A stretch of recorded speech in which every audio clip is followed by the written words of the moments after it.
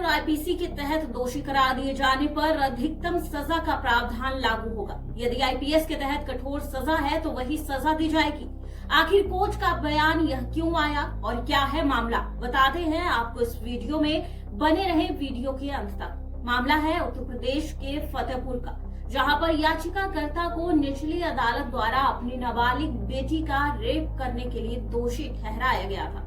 निचली अदालत ने आरोपी को आईपीसी के धारा 376 और पॉस्को अधिनियम की धारा 3/4 गंभीर यौन हमला और उसकी सजा के तहत दोषी ठहराया गया। उसे उम्र कैद की सजा दी गई। इलाहाबाद हाई कोर्ट ने भी दोष सिद्धि को बरकरार रखा और उम्र कैद की सजा ताउम्र जेल कर दी। इसके बाद मामला सुप्रीम कोर्ट के सामने आया और सुप्रीम कोर्ट ने निष्कर्ष निकाला कि आईपीसी के तहत दोष सिद्धि ठीक थी। अदालत ने सजा को संशोधित किया और निर्णय दिया कि अपीलकर्ता को केवल आजीवन कारावास की सजा दी जाएगी।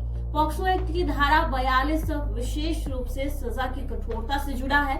इसमें कहा गया है कि जब कोई अपराध पॉक्सो के तहत हो और यानी कि आईपीएस या आईटी एक्ट के तहत अपराध तय हो तो दोषी पाए गए अपराधी को पॉक्सो एक्ट या आईपीसी के उस प्रावधान के तहत दंडित किया जाएगा जो ज्यादा कठोर हो। सुप्रीम कोर्ट ने स्पष्ट किया है कि पॉक्सो एक्ट और आईपीसी के तहत दोषी करार दिए जाने पर अधिकतम सजा का प्रावधान लागू होगा। यदि आईपीसी के तहत कठोर सजा है तो वही सजा दी जाएगी। याचिकाकर्ता की उम्र कैद की सजा बरकरार रखी गई। अदालत ने साफ किया कि कोई अपराध आईपीसी और यौन अपराधों से बच्चों का संरक्षण अधिनियम 2012 दोनों के तहत आता है तो पॉक्सो एक्ट की धारा 42 के अनुसार उस कानून के तहत सजा दी जाएगी जिसमें अधिक कठोर सजा हो। इस मामले में आईपीसी की धारा के तहत रेप मामले में आरोपी की ओर से दलील दी गई थी। वहीं पॉक्सो एक्ट में प्रावधान है कि वह स्पेशल एक्ट है और वह दूसरे कानूनी प्रावधान पर वरीयता रखता है। ऐसे में आईपीसी के तहत